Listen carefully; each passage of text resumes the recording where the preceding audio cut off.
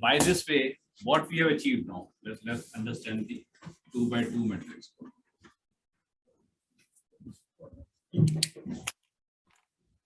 2 by 2 matrix.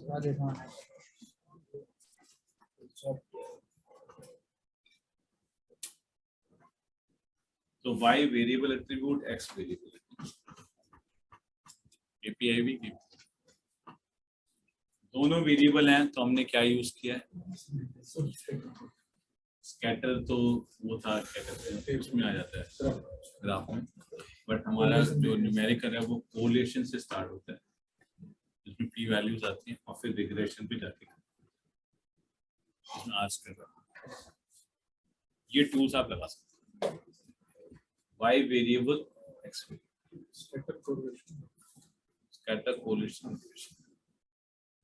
फिर regression में linear होता है, क्यूबिक होता है, फिर इसके अंदर एक रेजिडुअल एरर प्लॉट होते हैं, वो सब मतलब मैं सिर्फ वो मेन लिख रहा हूँ, फिर इसके अंदर जो सब ग्राफ है वो यू नो दैट वो पूरा एनालिसिस तो रन करनी पड़ेगा। अच्छा, फिर आ जाते हैं y वेरिएबल x एट्रीब्यूट। आपको मैंने बहुत सारे टूल है, क्या क्या है sir? 1 sample T test, 2 sample T test, pair T test, ANOVA में करना है, ये मल्टीपल मीन के लिए 11 test, F test, Bartlett test या बोनेट टेस्ट, और एक एंडरसन डार्लिंग मतलब normal test.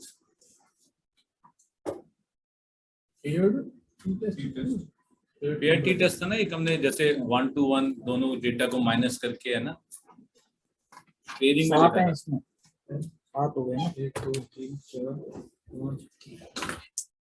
1 sample T test, 2 sample T test, pair T test, ANOVA, Levene, AD और बार्टले बोनेट। ठीक है ना? सो बेसिकली अगर इसमें देखा है, शेप टेस्ट है, एक मीन टेस्ट है, एक वेरिएंस टेस्ट, और कोई टेस्ट नहीं है, उनके अलग अलग नाम। मीन टेस्ट के नाम क्या है? T test, 1 sample, 2 sample, pair T test, ANOVA test, ये सब मीन टेस्ट है। वेरिएंस टेस्ट के F test, Bartlett test, level, ये सब ये आपके वेरिएंस टेस्ट स्प्रेड के।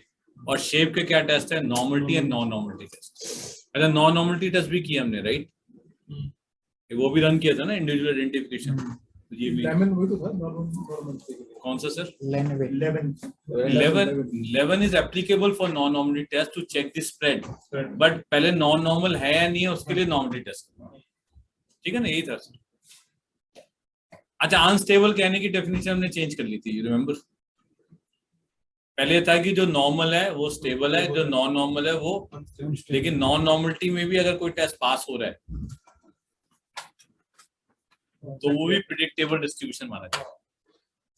जो ट्रांसफॉर्मेशन भी हो जाएगा तो भी प्रिडिक्टेबल, अगर कुछ भी नहीं होता तब जाके अनस्टेबल है। तो ये उसका इम्पैक्ट मेजर फेज में हमने लिंक किया। अच्छा, दोनों एट्रीब्यूट है, कंटिंजेंसी टेबल चाहे स्क्रिप्ट टेबल के कैटेगरी में आते हैं मिनी टाइम में, बट ये है चाहे स्क्रिप्ट एक ही टेस्ट। एट्रीब्यूट एक्स वेरिएबल में क्या है? शैनन टूल आ गया। शैनन में कौन सा हमने यूज किया? 2 ही टूल यूज किए, पेयर्ड कंपैरिजन और प्रोसेस। हालांकि ये दोनों एक जैसे हैं, बस थोड़ा फर्क है, वो I will already explain on the data collection that what is the difference. आज में से जो टूल हमने नहीं किए हैं, एक तो कंपोनेंट सर्च, इसका एक मैंने बताया था वो हमने नहीं किया, और एक एनोवा नहीं किया। क्यों नहीं किया? इसका रीजन है, ये दोनों टूल डिजाइन एक्सपेरिमेंट में भी यूज होते हैं और इम्प्रूवमेंट में यूज होते हैं और एनालिसिस में, तो हम इसको एक बार में ही समझ लेंगे ताकि दोनों जगह अप्लाई कर सकें। करेक्ट? सो इससे हमारी ये जितना था ये सब न्यूमेरिकल एनालिसिस था। क्यों सर? लेकिन इसका मतलब नहीं एनालिसिस में न्यूमेरिकल है। एक आपने ग्राफिकल किया था, कौन कौन से किए थे? Scatter plot, CI plot, box plot, main effect plot, interaction effect plot, multivariate chart, X bar R chart, IMR chart, run chart, time series plot. लिख लो सर, ये थे ना यार, मतलब ये तो हम कर ही चुके हैं। एनालिसिस में टोटल टूल किट लिख रहा हूँ। आईएमआर पहले टाइम वाले लिख लेते हैं, जो वाई और टाइम दे। आईएमआर, एक्स बार आर, ये भी प्रॉब्लम को बताते हैं ना किस एक्स की वजह से। टाइम सीरीज, तो हो गया टाइम वाले। फिर आ गया मेन इफेक्ट।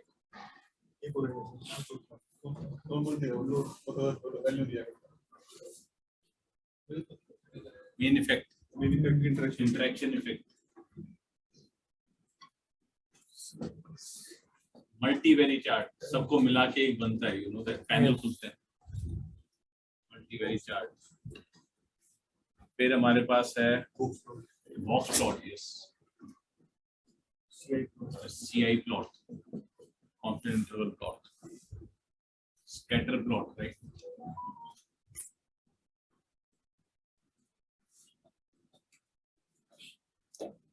No.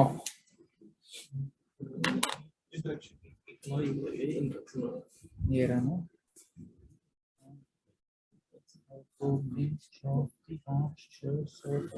नहीं तो हुए, नहीं बैठेंगे।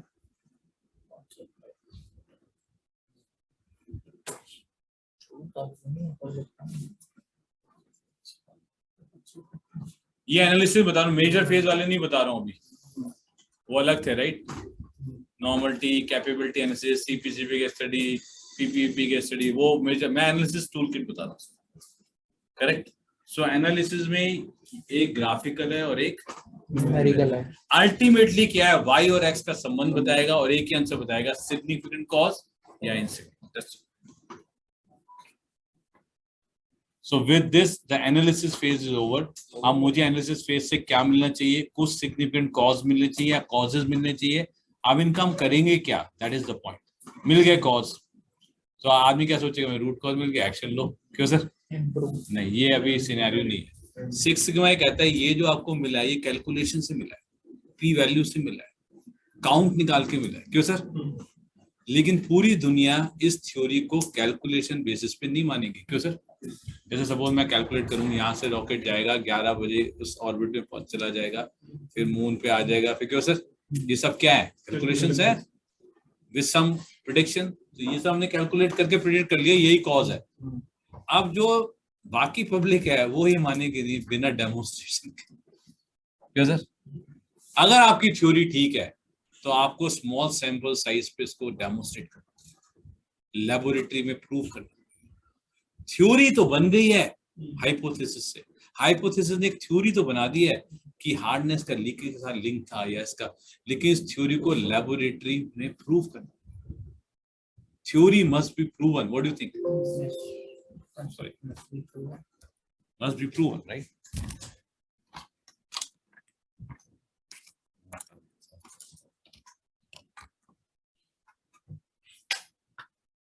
Theory must be proven. पहले तो सबसे मुश्किल है थ्योरी बनाना, सबसे इंपॉर्टेंट क्या है, महत्वपूर्ण तो है, थ्योरी होनी चाहिए ना आपके पास कोई नहीं, कि ये एक्स और वाई ऐसे संबंध कर रहे हैं, ये रिलेशनशिप है। थ्योरी के लिए तो कोई मेथड होगा। क्यों sir? What do you think? और न्यूटन बैठा था, पहले थ्योरी बनाई ना, ये एक एप्पल गिरा तो कोई ग्रेविटेशन पुल, फिर बाद में उसने प्रूव किया, कैलकुलेशन करा, फिर उसने प्रूव किया, that is a different part, but पहले थ्योरी तो बनानी पड़ेगी आपको। सो एनालिसिस ने आपको थ्योरी दे दी है, अब आपको उसको लेबोरेटरी में क्या करना है। लेबोरेटरी वर्ड क्यों कह रहा हूं, स्मॉलर सैंपल साइज पे प्रूव करना, और इस मेथड का नाम है इंप्रूवमेंट फेज। इंप्रूवमेंट फेज को हम वैलिडेशन फेज भी बोल सकते हैं। क्या बोल सकते हैं? सो DMA अब आया I means improvement. So improvement का यहाँ अंग्रेजी मीनिंग नहीं निकालना, इंप्रूवमेंट मतलब होता है इंप्रूव करना, नहीं, यहाँ कुछ इंप्रूव नहीं कर रहे हैं, यहाँ इंप्रूवमेंट का मतलब है वैलिडेशन। वैलिडेशन का मतलब क्या है?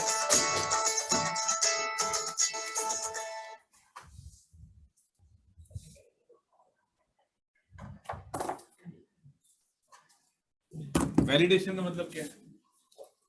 वैलिडेशन का मतलब ये है, जो आपने कॉज निकाले थे सिग्निफिकेंट कॉज, अब इसको प्रूव करना पड़ेगा कि यही रीजन है। आप अगर प्रूव तो कर दिया, पी वैल्यू आ गई, not by value, not by calculation, by practical demonstration, physically demonstrated.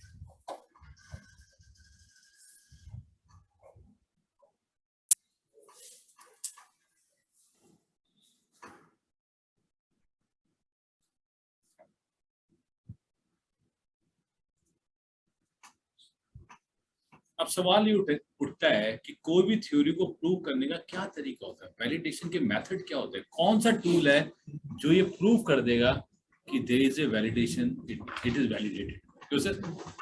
अच्छा, वेरीफाइड एंड वैलिडेटेड में फर्क होता है। हम बोलते हैं design verification, design validation. Verification और वैलिडेशन में क्या है? हाँ, ये सब कैलकुलेशन डेटा से सब, अरे ये कोई परसेप्शन नहीं था, ये भी सब डेटा ड्रिवन था, लेकिन ये वेरीफाइड हो गया। वैलिडेट वेरिफिकेशन भी आसान नहीं होता, कैलकुलेशन चाहिए होती है, वैल्यूज चाहिए होती है, साइंटिफिक मेथड चाहिए, हाइपोथेसिस टेस्टिंग चाहिए। तो डेमोन्स्ट्रेशन का जो एक अकेला टूल है हमारे पास वो है DOE, डिजाइन ऑफ एक्सपेरिमेंट। ये टर्म नाम है, इसके अंदर बहुत सारे टूल्स हैं, ये कोई टूल नहीं है, ये एक नाम है। इसके अंदर टूल है शेनिन DOE, Taguchi DOE, 2K factorial DOE। तो DOE के डिजाइन का मेथड भी होंगे कुछ प्रूव करने के, लेकिन सबको मैं एक ही कैटेगरी में डाल सकता हूँ। जो मेजर टूल है वो क्या है? Design of experiment. ये मेथड है वैलिडेशन, और दुनिया में इसके अलावा कोई और मेथड अवेलेबल नहीं। एक मेथड और अवेलेबल है, बट उसको मेथड कहना थोड़ा सा मुश्किल है, तो वो मैं बता देता हूँ क्या मेथड है। जो लोग DOE नहीं करते वो कुछ तो करते हैं, कैसे करते?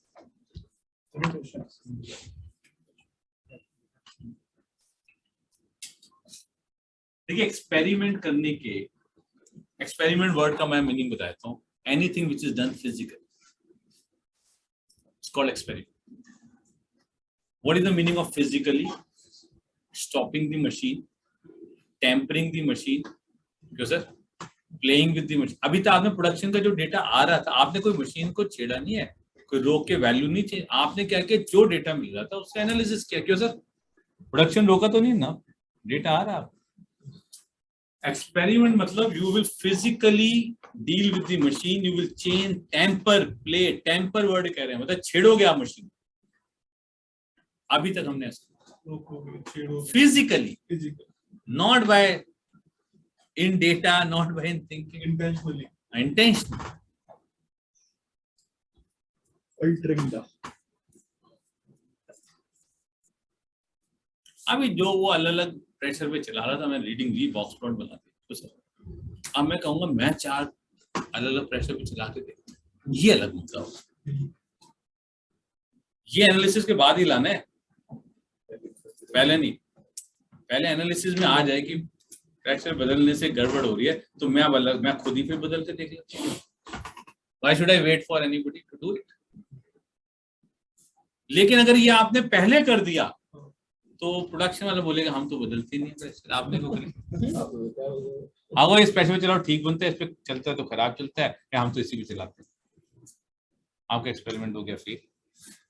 एक आदमी कभी ऑपरेटर ए लगा देता है, कभी बी लगा देता है, सी, और मैंने operator to operator variation study कर रखा है, और मैं कहूंगा इतनी स्किल से इतना फर्क पड़ता है, ये तो बात सही है। लेकिन अगर मैं पहले एक्सपेरिमेंट में चलूं, एक बंदा लगा रहा है, एक मैंने अनट्रेन्ड बंदा लगा दिया, उसने रिजेक्शन बनाया, मैं कहा हैंस प्रूवन, ये बंदा लगाने से खराब बंद हो गया, हम तो लगाते नहीं। आपसे किसने बोला हम ऐसा बंदा लगा? तो आपने लगाया। सो एक्सपेरिमेंटेशन का मतलब ये नहीं है आप कुछ भी करने शुरू हो जाओ। जो KPI वेरिएबल थे, जो प्रॉब्लम थे, उन्हीं पे एक्सपेरिमेंट करना है। फिजिकल एक्सपेरिमेंट मतलब प्लेइंग फिजिकल। तो एक्सपेरिमेंट वर्ड में यूज कर सकता हूँ। सो एक्सपेरिमेंट, लोग जनरली ये कंफ्यूज हो जाते हैं कि एक साइंटिस्ट होगा, दाढ़ी तो बड़ी होनी चाहिए,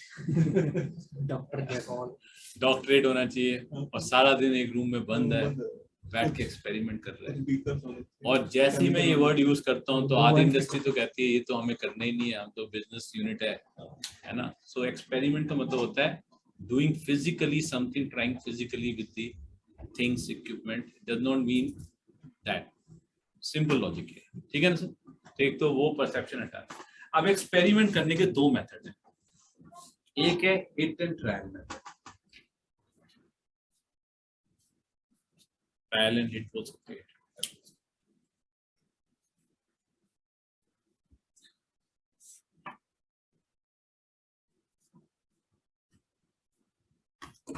हिट एंड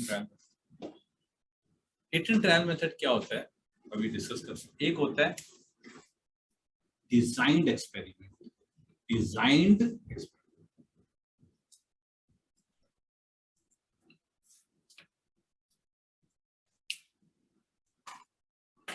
एक्सपेरिमेंट भी डिजाइंड है। डिजाइंड एक्सपेरिमेंट एक है।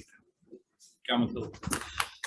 हिट एंड ट्रायल क्या होता है कि आप करना फिजिकली है, रिक्वायरमेंट तो वही है, आप कुछ ट्राई करते रहो, तो टेम्परेचर चेंज करते कुछ और करते करते करते बीच में कोई ऐसा हिट हो गया, कोई चीज आपने तो रिजल्ट आ गया है, आर्किमिडीज में भाग गया क्योंकि हिट हो गया, अब वो रिजल्ट वहां मिल गया, लेकिन उसको ही नहीं पता कैसे रिजल्ट आया क्या, बट उसको एक पैरामीटर मिल गया जिस पर रिजल्ट, अब वो खुश हो, तो इसमें भी रिजल्ट आ जाएगा, यहाँ पे भी एक्सपेरिमेंट हो गए रिजल्ट आएगा।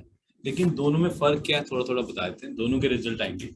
इसमें नंबर ऑफ ट्रायल्स अननोन होते हैं, मतलब मैं ये नहीं कह सकता कि 16 ट्रायल में रिजल्ट आएगा या 20 में आएगा या 100 में आएगा,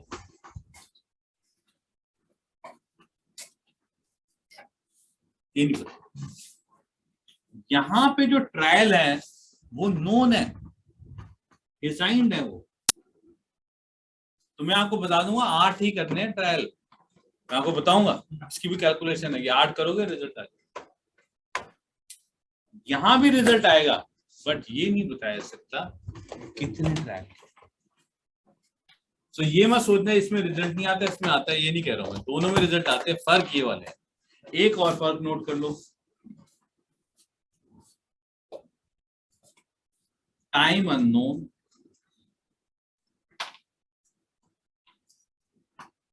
क्या टाइम नोन है।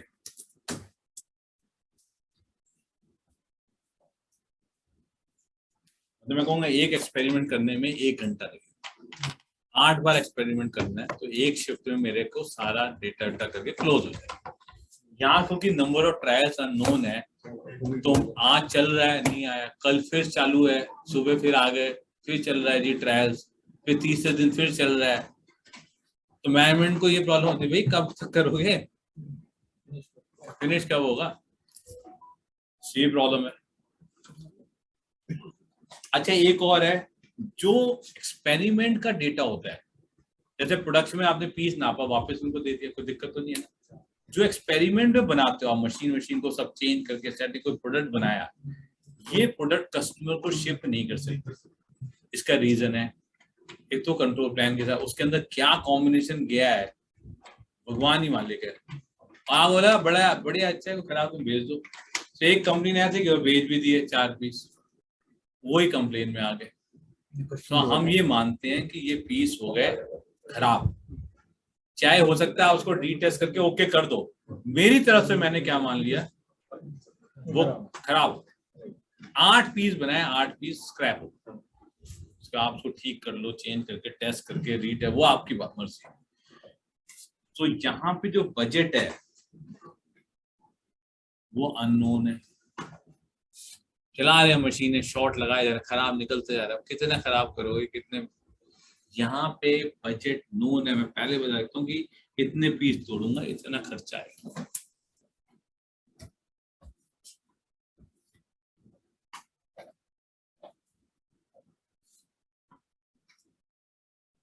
रिजल्ट दोनों में आने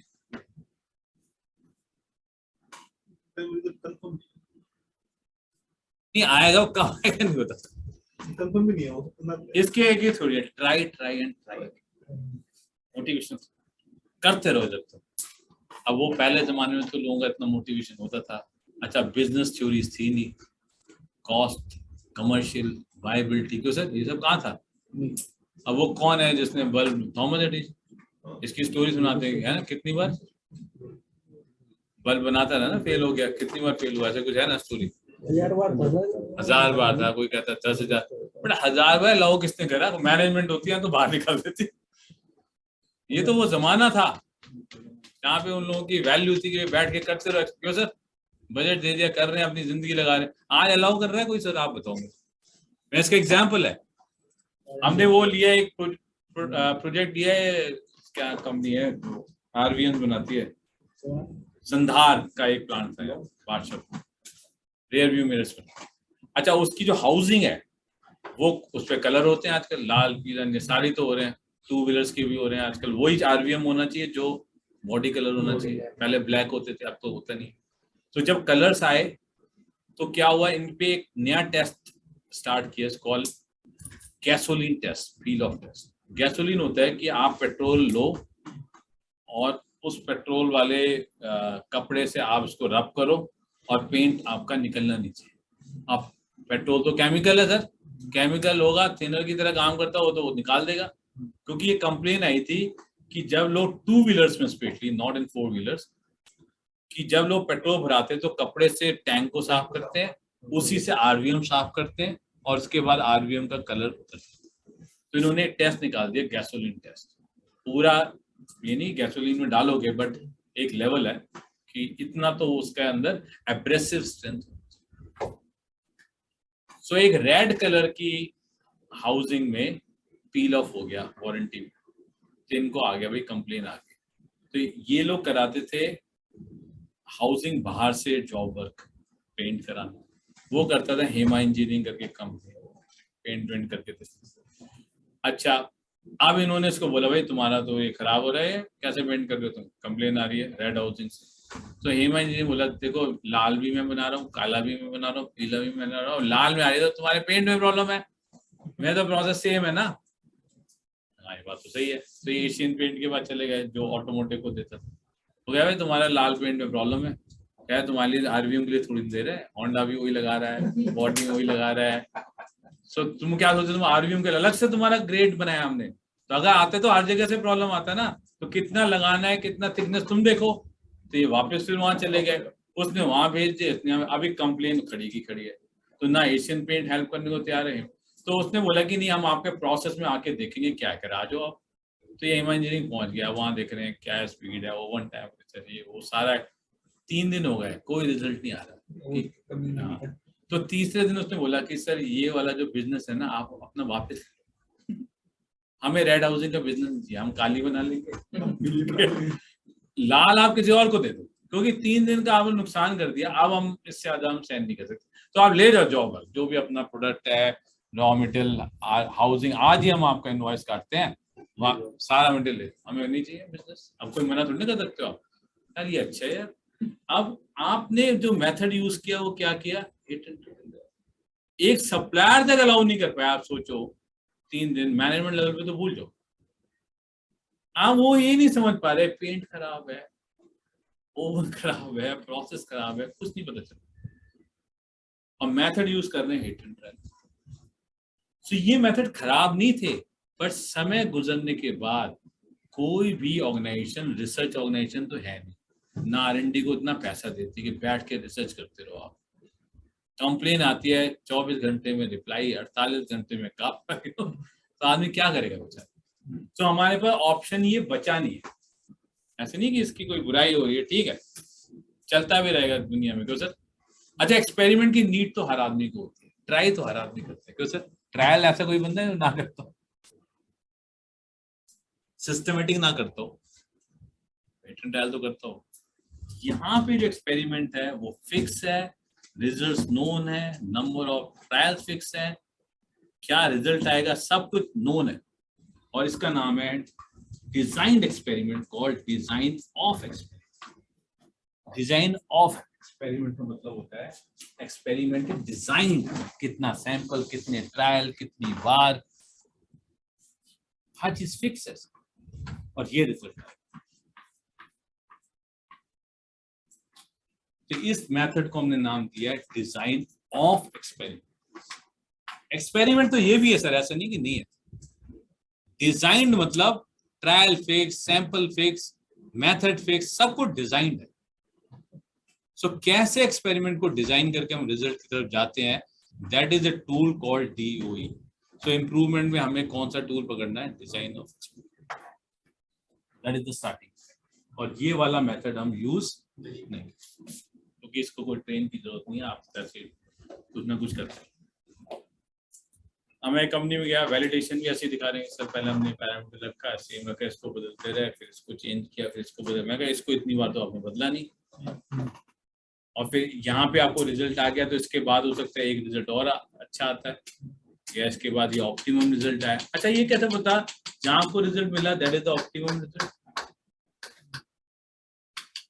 हिट एंड ट्रायल में नहीं कह सकते सर, हिट एंड ट्रायल में सर ऑप्टिमम वर्ड ला सकता हूँ मैं, ऑप्टिमम रिजल्ट यही है, नहीं कह सकते। जहाँ मुझे ओके मिल गया, हो सकता है और किसी और पैरामीटर भी ओके मिल जाता। अभी हाई टेम्परेचर एक्स प्रेशर पे ओके मिल गया, हो सकता है लो टेम्परेचर वाई प्रेशर में भी ओके मिल सकता था, और टेम्परेचर लो होता मेरी कॉस्ट कम होती।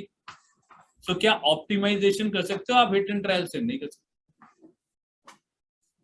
डीओई एक और काम करता है, ये ऑप्टिमम रिजल्ट ढूंढने की कोशिश करता है। क्या करता है? ऑप्टिमम मींस सिर्फ रिजल्ट नहीं, कहां कहां रिजल्ट आ सकता है और कौन से पैरामीटर को रखें। 4 ऑप्शन में सॉल्यूशन में रिजल्ट आ सकता है, but out of 4 this one is the best optimum solution.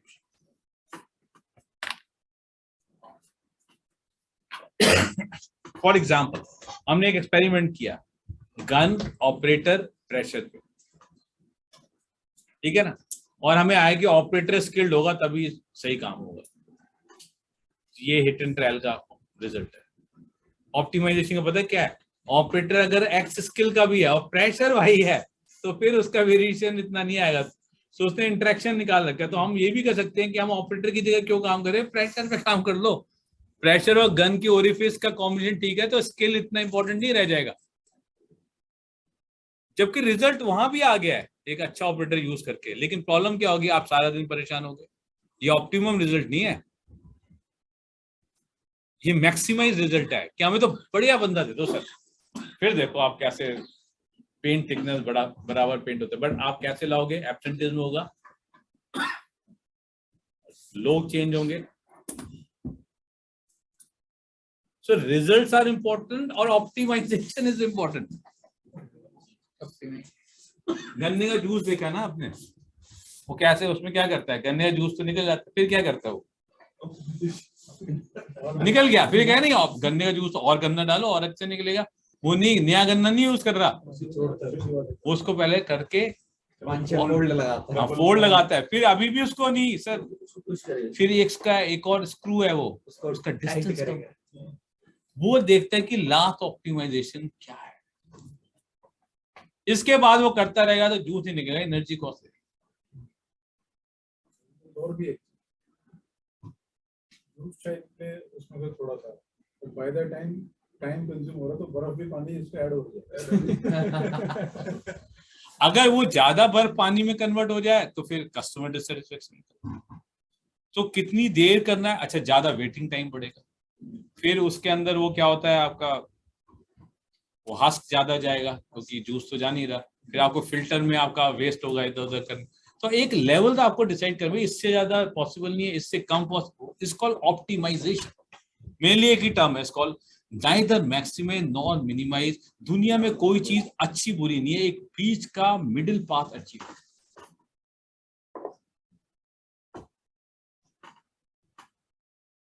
जैसे रास्ते हो गए, एक्सीडेंट हो गया, भाई गाड़ी तेज नहीं चलानी चाहिए, स्लो भी तो प्रॉब्लम है सर। जो हाईवे में 40-50 चला रहे हैं ना आराम से, ये ज्यादा मन 80 किलोमीटर या 70 इतना तो होते हैं ना सर, 80-70 तो लिखा होता है ना, 80-70 की स्पीड में जो बहुत सेफ ड्राइव, जो know so called safe drive, कि मैं तो 50 सर मैं तेज चलाऊं। बात तेज और कम से ऑप्टिमम वैल्यू निकालनी है जिसमें सबसे कम एक्सीडेंट हो। Optimization is the only way. मैं इसके लिए एक और वर्ड यूज कर सकता हूँ, what is the way? Optimum is neither maximum nor minimum. कि मेरे को सबसे हाईली स्किल्ड आदमी दे दो, वे कहां से लाओगे फिर? अब हाई बोल दिया, ढूंढते रहो, हर आदमी कुछ तो गलती करेगा। हाँ, वो एक आदि है। तो कहां से लाएंगे?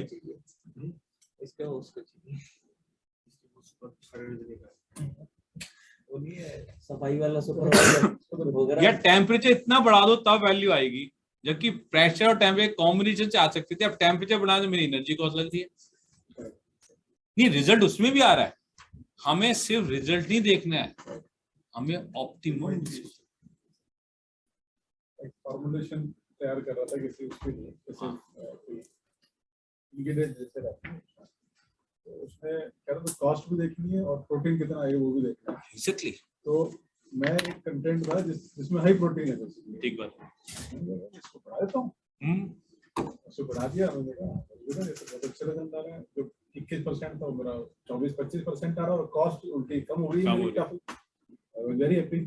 तुरंत फोन लगाया, जो सप्लायर जो होता है, वे मेरे को इतना चाहिए, कितना डालते हैं इसमें, क्या चाहिए? 18%। खाओगे मर जाओगे। 4% से ज्यादा नहीं हो सकता इसमें।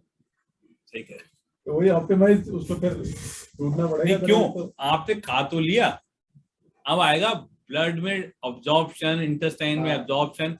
अब वो लोड आएगा आपका किडनी लीवर पे, डाइजेस्टेबल नहीं है मतलब, क्योंकि दिस इज नॉट वो डाइजेस्टेबल।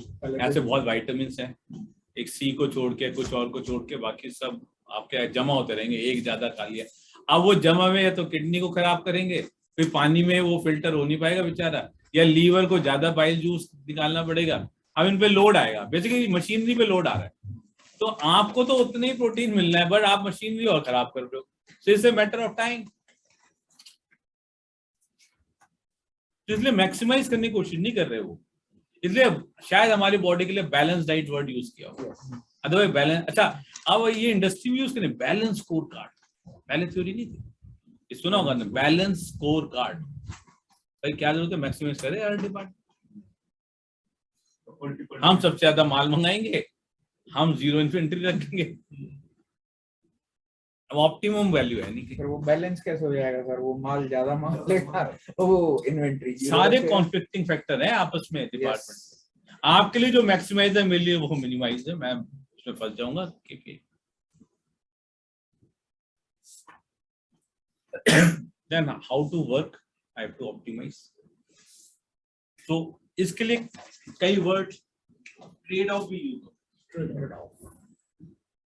मैं कुछ बहुत ही कम वर्ड्स हैं इसके लिए, बहुत ज्यादा ऑप्शन नहीं है। ट्रेड ऑफ होता है कि दो चीजें हैं, एक को छेड़ेंगे तो दूसरा डिस्टर्ब हो जाएगा, तो मतलब ट्रेड ऑफ, उनके बीच का ट्रेड ऑफ कर सकते हैं। जैसे इन्वेंट्री कभी भी वो ऑप्टिमाइज ही करनी पड़ती है, जैसे हमने last time between carrying cost and not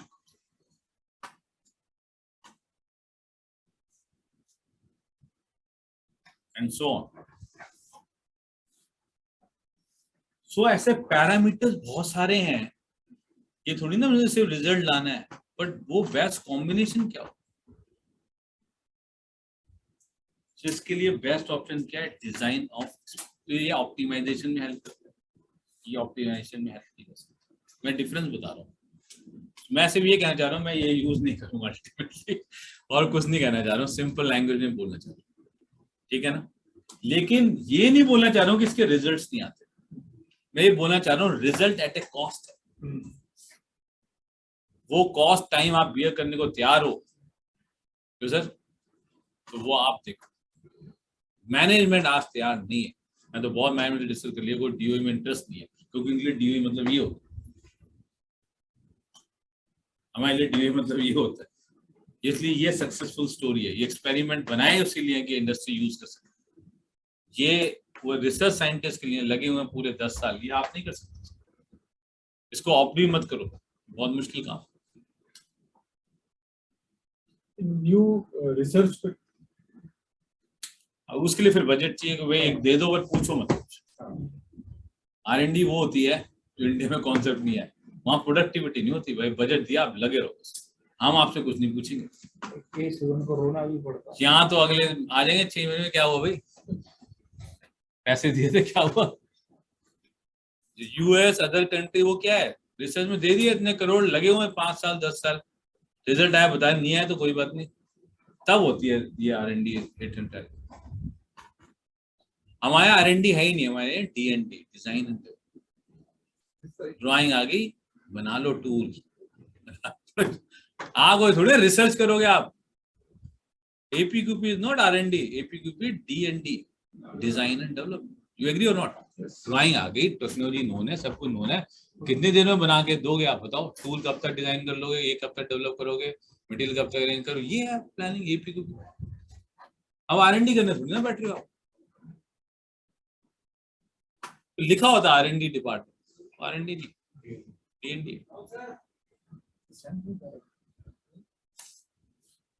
R&D होता है कि एक बजट दे दिया, लगे हुए आप 5-10 और कोई पूछेगा नहीं, मे बी एक ब्रेक थ्रू मिल जाए। जैसे मैं बताऊं, उसके लिए चल रहा था, सोना को इन्हें स्टार्ट किया था, कितना पैसा खर्च किया, अभी तक हुआ नहीं। मतलब मैं तो जब भी ट्रेनिंग में आता हूँ 5-7 साल से देख रहा हूँ, लगे पड़े R&D सेंटर में है। 7-8 साल से तो मैं देख रहा हूँ, उन लोगों को जानता हूँ, कुछ बात होती रहती है। वो उन्होंने क्या कॉन्सेप्ट निकाला था कि ये जो स्टीयरिंग सिस्टम है, तो ये कॉलम जाता है, कॉलम की अलग कंपनी है, कोलेस्ट्रेबल कॉलम होता है ना, क्योंकि जब आपका एक्सीडेंट होगा तो बेसिकली कोई भी स्टीयरिंग विदाउट कॉलम की नहीं हो सकती। आपने देखो अंदर कॉलम होता है, अगर ये कॉलम कोलेप्सिबल ना हो तो बंदा तो वैसे ही मर जाएगा, हिट होगा, आपका पूरा कॉलम बॉडी में चला जाएगा। और उसका फिर कैलकुलेशन है कितना फोर्स जनरेट होता है, 700 या 800 है, इसमें आपके रिब विब सब ब्रेक हो जाते हैं। फिर चाहे आपका वो बैलून भी खुल जाए, वो सब कॉलम भी घुस जाएगा तो बैलून कुछ नहीं करेगा, ठीक है ना। Balloon is just to steering में आपका जो हिट होना है, लेकिन कॉलम आपके अंदर चला गया तो फिर वो बैलून क्या करेगा, air. So what they are trying to do कि ये टेलीस्कोप की तरह कोलैप्स हो जाए, स्टीयरिंग वहीं रहे, कॉलम कोलैप्स हो जाए। सो उसके लिए पूरी एक कंपनी है जो कोलैप्सिबल कॉलम बनाती है, तो जैसे फुजी करके कंपनी पावर में, वो फिर इनको सप्लाई करेगी। तो ये स्टीयरिंग अलग है, व्हील है, फिर कॉलम आ गया, फिर ये आया बॉल सॉकेट जॉइंट, वो सब घुमाने के लिए, वो सब तो एक पूरी 3-4 इंडस्ट्री मिलके पूरे स्टीयरिंग सिस्टम है, और ये जाके आपका व्हीकल। इन्होंने क्या बोला, बॉल सॉकेट जॉइंट घिस जाते हैं, कॉलम का फिर लोड टेस्टिंग होती है, कॉलम के लिए ये रेगुलेटरी रिक्वायरमेंट है, इंडिया के लिए कुछ रेगुलेशन है, यूरोप के लिए कुछ है, यूएस में। अच्छा, यूरोपियन कंट्री ने बोला कि ये आपका जब व्हीकल चल रहा होगा तो 200 के फोर्स पे कोलैप्स हो जाना चाहिए, इंटरनेशनल स्टैंडर्ड 175, 200, 250 मैक्सिमम, क्योंकि उनके रोड पे कोई भी लोड कॉलम पे आता ही नहीं है जब तक एक्सीडेंट ना हो। ये गाड़ी स्मूथ चल रही, कितना लोड आता है आप बताओ कॉलम। सो 150-200 बहुत बड़ा चीज है एज ए फोर्स, राइट। तो इंडिया में हमने वही रख लिया इंटरनेशनल स्टैंडर्ड।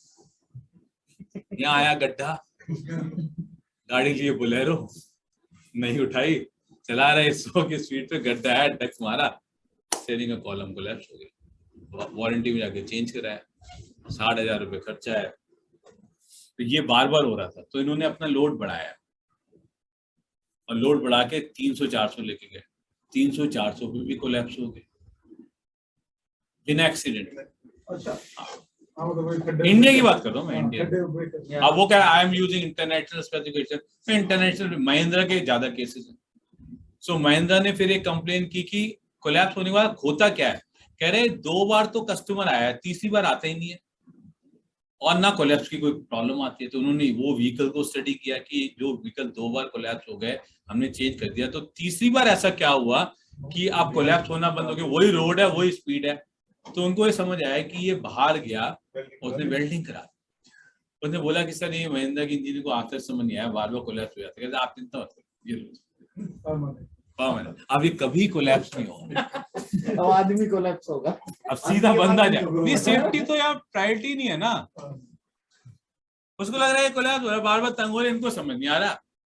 अब मेरे महिंद्रा गाड़ी को ये नजर आ गया, ये तो वेल्डिंग हो रही है हमारी गाड़ी में, ये तो और मरने का काम हो गया। उन्होंने कहा थोड़ा और लोड बढ़ाओ, ताकि एक वैल्यू निकालो जिसपे इंडियन रोड पे कोलैप्स होने से पहले। बट वो कह रहे सर इंटरनेशनल स्टैंडर्ड क्रॉस हो गया, इंडिया में कितने कोई रेगुलेशन है यहाँ पे, क्या रेगुलेशन नहीं है अब, लेकिन हम कितना रखें। तो उन्होंने कैलकुलेशन की कितने फोर्स पे रिब टूट सकती है, तो आया 700। तो 600 तक ले जा सकते हैं, 700 तो 650 इतने तक ले गए। तो अब वो कोलैप्स होना थोड़ा बंद हो गया, ठीक है, अगेन दी रोड कंडीशन है, कुछ रोड ठीक हो गई है ना। तो लेकिन मतलब अभी भी कुछ होगी जहाँ पे जैसे बारिश की बात होगी, क्योंकि वो तो जैसी सिचुएशन बनेगी वो तो कोलैप्स होगा। तुम सुधरो कुछ हम सुधरे। हाँ, सो वो सिचुएशन पैदा हुई। लेकिन ये व्हीकल अगर आपने बाहर भेज दिया, महिंद्रा ने एक्सपोर्ट कर दिया, तो पेनल्टी और reject, because they do not allow such much, क्योंकि जितना लोड क्लोजर टू 700 जाएगा उतना रिस्क आपका इंक्रीज होता है, again on the safety point. So इन्होंने क्या किया, R&D में एक उन्होंने कहा कि यार इस रेगुलेशन सबसे बाहर कैसे आए, तो उन्होंने बनाया drive by wire technology, drive wire. वो कह रहे हैं कि हम सिग्नल भेजेंगे। अच्छा, एक टॉर्क की प्रॉब्लम आती है कार में, जब आप करते हो ना, किसी का स्मूथ है किसी का, सो दो प्रॉब्लम है, torque, collapsible this thing and ball socket joint wear out. ये 3 मेजर इश्यूज हैं आज तक हिस्ट्री स्टीयरिंग सिस्टम। तो इन्होंने क्या R&D करा है कि हम ये जो घूमेगा ये सिग्नल करेगा, वायर को सिग्नल जाएंगे, उस सिग्नल के हिसाब से टॉर्क डिसाइड हो जाएगा। जैसे बच्चों का वो होता है ना, आपने देखा गाड़ी चल रही होती है, आपने वीडियो गेम देखे होंगे, हैप्टिक फीडबैक होता है। जैसे एक चर्क आ गया तो आपका ऐसे वाइब्रेट होता है, you know, have you seen जो बच्चों के वीडियो गेम होते थे पहले, जो नहीं वो जो लगे होते थे जहाँ पे रेस्टोरेंट्स में, और वो साथ में लीवर है और वो खेल रहे हैं, यू नो, वीडियो गेम चल रहा है, अब तो नहीं है। उसमें हैप्टिक फीडबैक होता है कि जैसे वो आ गया तो वो घूमा तो ये टाइट हो गया है, आपका ऐसे हाथ मूव होगा सर गाड़ी, मतलब फील आएगा आपको कि आप कार चला रहे हो। तो वो सब इलेक्ट्रॉनिकली सिमुलेटेड। तो इन्हें बोला हम सिग्नल के हिसाब से चलेंगे, जैसा कार का होगा उस हिसाब से बोलेंगे कि टाइट है, लॉन्ग है। तो कभी टॉर्क अपने हिसाब से एडजस्ट कर सकते हो आप, हार्ड स्टीयरिंग चाहिए हार्ड कर लो, लो चाहिए, किसी को फीमेल ड्राइविंग है तो ऐसे कर लो, बट इस पे कोई लोड नहीं आ रहा because it is not physically connected with the wheel. Wire जाएंगे, वायर में जो सिग्नल कमांड होगी तो मोटर्स लगे होंगे, it will move the wheels according. तो फिजिकली ना कॉलम चाहिए, ना आपको बॉल सॉकेट जॉइंट चाहिए, मोटर्स होंगे और वो वायर से कमांड जाएगा और ये मूवमेंट होगा, और उस मूवमेंट के हिसाब से टॉर्क भी आपका फीडबैक देगा। वैसे जीरो टॉर्क लग रहा है लेकिन वो आपको कभी जीरो टॉर्क में आप गाड़ी नहीं चला सकते, आपको फील चाहिए, तो वो फील जनरेट करेगा कितनी टॉर्क आपको लगना है, हार्ड चाहिए। हाँ, तो वो उन्होंने पूरा ट्रायल करके वो मुझे दिखाया भी था। तो आप चला रहे हो, एक्चुअली कुछ कनेक्टेड नहीं है बट व्हील्स मूव हो रहे हैं। सो वो लेबोरेटरी में प्रूव, बट वो व्हीकल लेवल पे प्रूव करना है, तो व्हीकल लेवल पे दे हैव डन। और फिर उन्होंने सेकंड R&D कर रहे हैं कि अगर ये वायर से प्रूव हो गया तो फिर हम वायरलेस चले जाएंगे, क्योंकि इतने डिस्टेंस में सिग्नल ही तो भेजना है, तो वायर भी नहीं होगा, फिर स्टीयरिंग होगा, बस वो सिग्नल भेज रहा है और वो मूव कर रहे हैं। फिर स्टीयरिंग वो कह रहे हैं यहाँ फिक्स करने की क्या जरूरत है, हाँ मतलब जिसको चलाना हो तुम ले लो वहां फिक्स कर देंगे, एक सॉकेट ही देना है, सिग्नल जाना है बेसिकली। तो 2 सॉकेट से 2 कनेक्शन नहीं हो जाते कि यहाँ से भी करंट जाए, वो चिप वहां पे फिट हो जाएगा। तो जिसको जहाँ बैठ के ड्राइव करना कर लो, फिजिकली नहीं रहेगा, फिजिकल रहेगा बट अंदर कुछ, it is not connected, column नहीं है, मतलब सारे इंडस्ट्री बंद होगी ना पीछे वाली। पोर्टेबल एलिमिनेट करके पूरा, हाँ पूरा हाथ में ड्राइव बाय वायर और लास्ट में विदाउट। तो विदाउट वायर सेंसिंग में नीचे डस्ट आ सकती है, कुछ आ सकती है, तो वो उन्होंने ARAI ने अभी अप्रूवल नहीं दिया, वो रिजेक्ट लेवल, क्योंकि वो नीचे तो सब कुछ है ना सर, गंदगी सेंसर सेंस नहीं कर रहा। तो सेकंड क्या, अगर आप स्टीयरिंग कहीं भी करोगे तो यहाँ RSD LSD रेगुलेशंस हैं, तो वो कहेगा भाई तुम्हारा R&D भूल जाओ, आपको लगा पीछे वाला बंदा चला रहा है, हाँ वो कहेगा तुम्हारा कोई भरोसा नहीं, कोई भी चलाएगा। सो रिसर्च तो ठीक है, वो रेगुलेशन ही अलाउ नहीं करता इंडिया का, तो वो प्रॉब्लम है।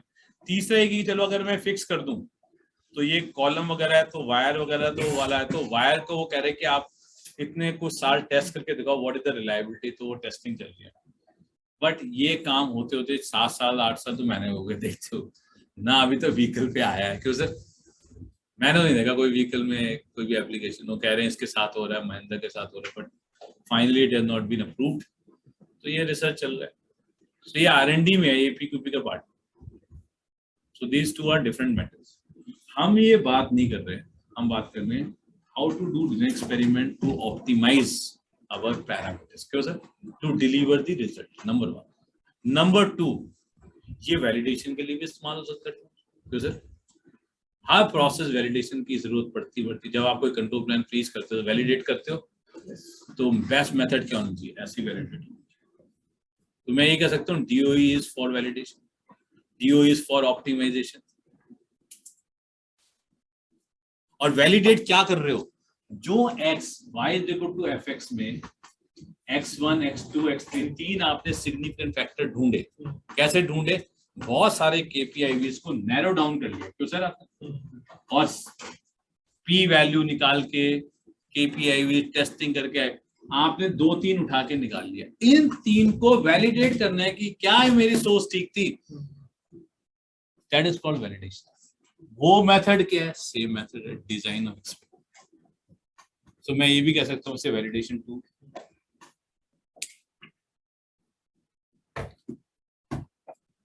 So I will do validation.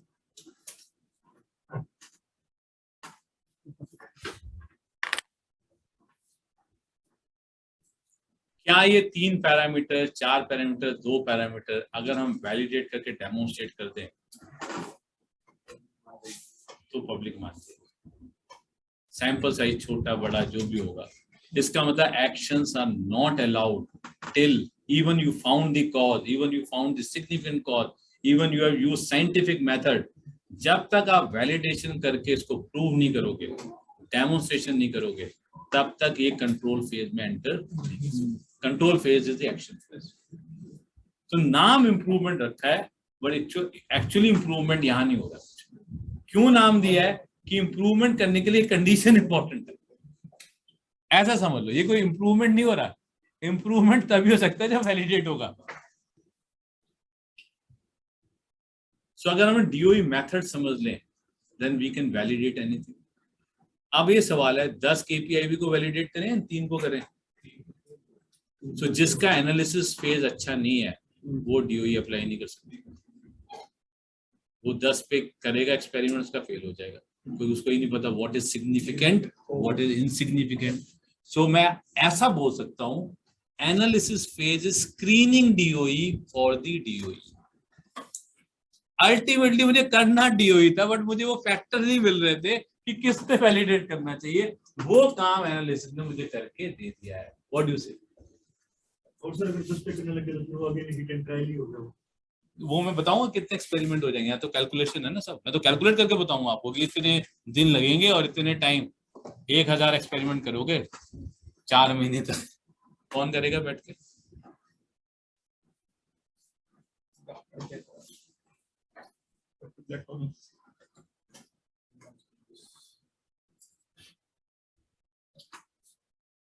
So ये फॉर इंजीनियर्स है, इंजीनियरिंग इंडस्ट्री में एक्सपेरिमेंट्स होने वो मेथड, R&D वाले मेथड्स।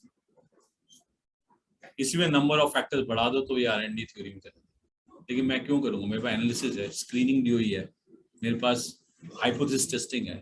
सो मेरे को ये एडवांटेज है, मैं 20 KPI से 3-4 पे आ चुका हूँ, और बाय थिंकिंग नहीं आया हूँ, by testing, by P value, by calculation, by hypothesis testing,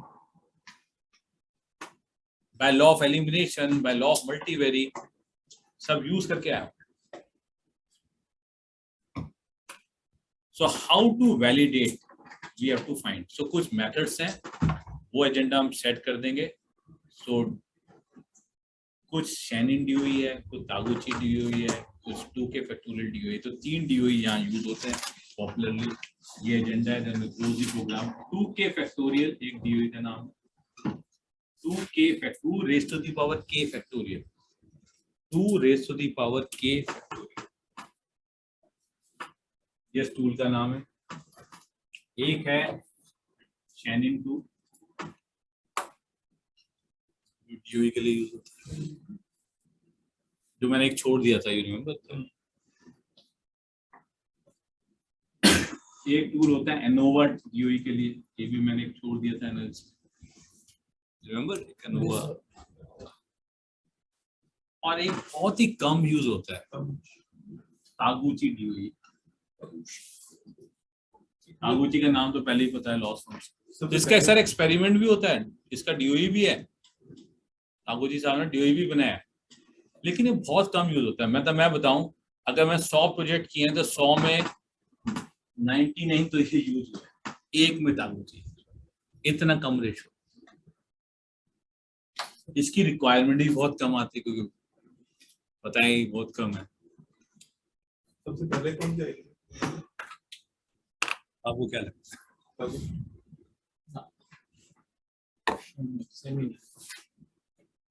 जितने नाम है ये लेटर ऑन डिस्कवर्ड, और जिसके नाम नहीं है, ये कन्वेंशनल डीओई है, शुरू से चले आ रहे हैं साइंटिफिक वर्ल्ड में, लेकिन ये नहीं पता किसने बनाया है।